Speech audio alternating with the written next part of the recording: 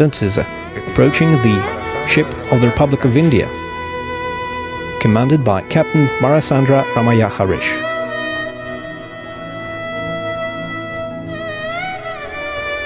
आपको बता दें कि रूस के नेवल डे परेड में हिस्सा लेने के लिए भारत की तरफ से भी एक स्पेशल यूनिट वहां पर पहुंची थी और रूस के राष्ट्रपति ने भारत का भी धन्यवाद किया है। Greetings sailors. Congratulations on your participation in the Navy Day. Quad की फॉरेन मिनिस्टर्स लेवल की एक समिट हुई है जापान के अंदर। बहुत कुछ डिस्कस हुआ है, लेकिन इंडिया अपनी इस बात पे कायम रहा है कि इसमें रशिया का जिक्र नहीं आएगा। पुतिन ने कहा है कि Russia will target the Germans with similar missiles. अगर रूस को धमकाने के लिए अमेरिका ने जर्मनी में ये मिसाइल इंस्टॉल किए। रूस के राष्ट्रपति ने हर व्यक्ति को धन्यवाद किया और कहा कि आपका यहाँ आना हमारे लिए खास है और हम हमेशा आपकी तरफ से हैं। In response to the president's greeting, the ship's crew performs the ceremonial Tinjai movement, which signifies great respect.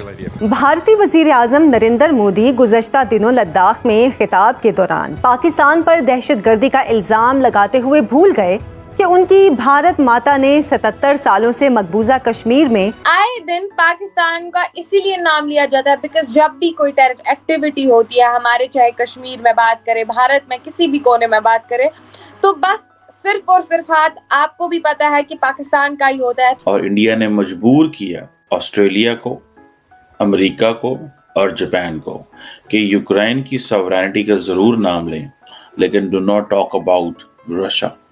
ये हमारी रेड लाइन है। फलस्तीन में सिसकते बिलकते ये हमारे मुसलमान माएँ बहनें, हमारी ये बेटियां और हमारे बच्चे, ये हमारे जिस्म का एक टुकड़ा है जो इस वक्त छलनी है।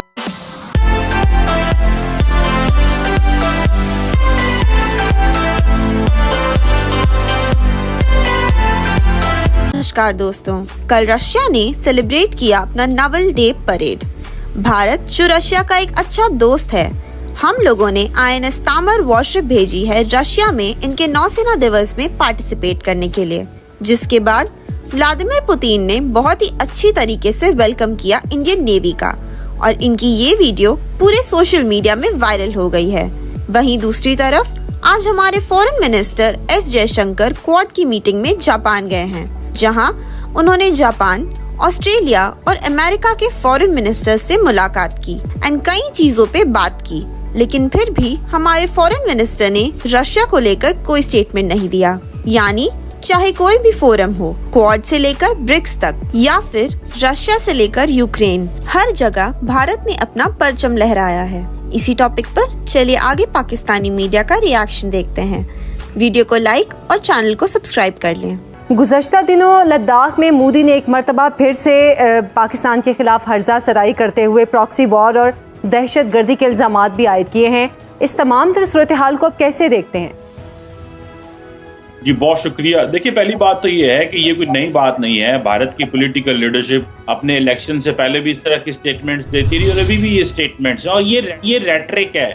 जाहिर बात है नरेंद्र मोदी साहब की सीटें थोड़ी कम हुई हैं और वो समझते हैं कि मुझे अगर पॉपुलर रहना है तो ये एंटी पाकिस्तान बात करनी पड़ेगी। दूसरी बात ये है कि जब आप कारगिल का विजिट कर रहे हो तो डेफिनेटली अगर आप एंटी पाकिस्तान बात नहीं करेंगे तो क्या करेंगे। और आपको मजे की बात बताऊं, वो कभी भी एंटी चाइना बात नहीं करेंगे, कभी भी चाइना के खिलाफ बात नहीं करेंगे, कभी भी चाइना को ऐसा बात नहीं करेंगे जिससे चाइनीज अनॉयड हो। तो उनके बारे में ऑलरेडी बहुत क्रिटिसिज्म है कि आप चाइना के बारे में बात नहीं करते लेकिन पाकिस्तान के बारे में बात करते हैं। तो वो जस्ट सिर्फ अपने आप को रेलिवेंट रखने के लिए, रेटरिक के लिए। और लेकिन इसमें मैं एक और फैक्टर भी करूंगा। देखें, इसमें एक पाकिस्तान फैक्टर भी है।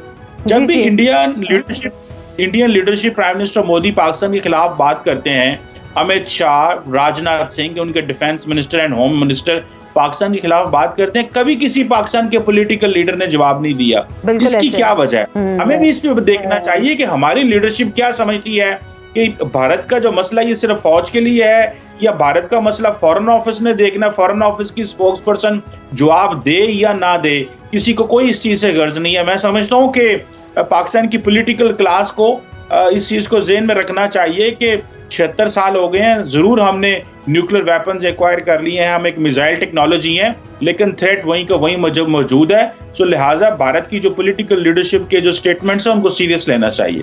दोस्तों, क्वाड की फॉरेन मिनिस्टर्स लेवल की एक समिट हुई है जापान के अंदर।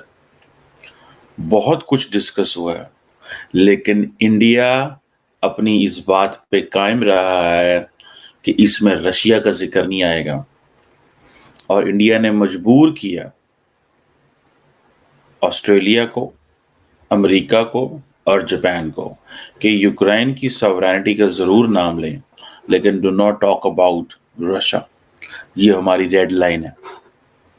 सो जो क्वाड फॉरेन मिनिस्टर्स हैं, जो जॉइंट स्टेटमेंट उनकी आई, वो they do talk about that what have been the impact of the war of Ukraine, and particularly the negative connotation explain करनी कि दुनिया में खुराक की कमी हो गई, तेल की कमी हो गई, जो डेवलपिंग वर्ल्ड थे और लीस्ट डेवलप्ड कंट्रीज थे, उधर रिसोर्सेज कम डाइवर्ट हुए हैं।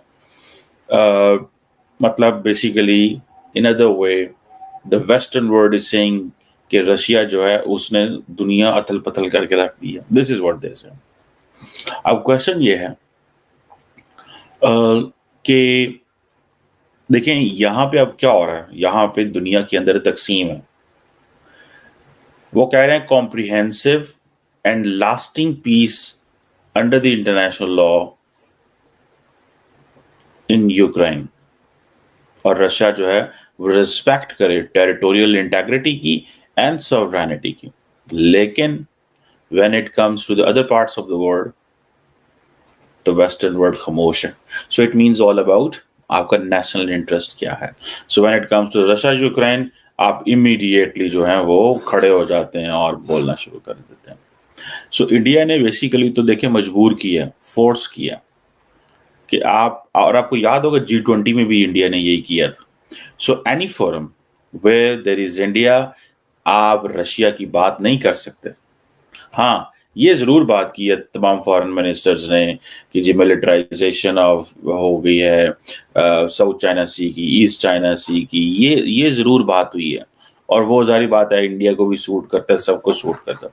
So technically quad is becoming a platform which is more of an anti-China rather taking care of America's जो रशिया प्रॉब्लम, उसकी रशिया प्रॉब्लम को वो एड्रेस नहीं करेगा।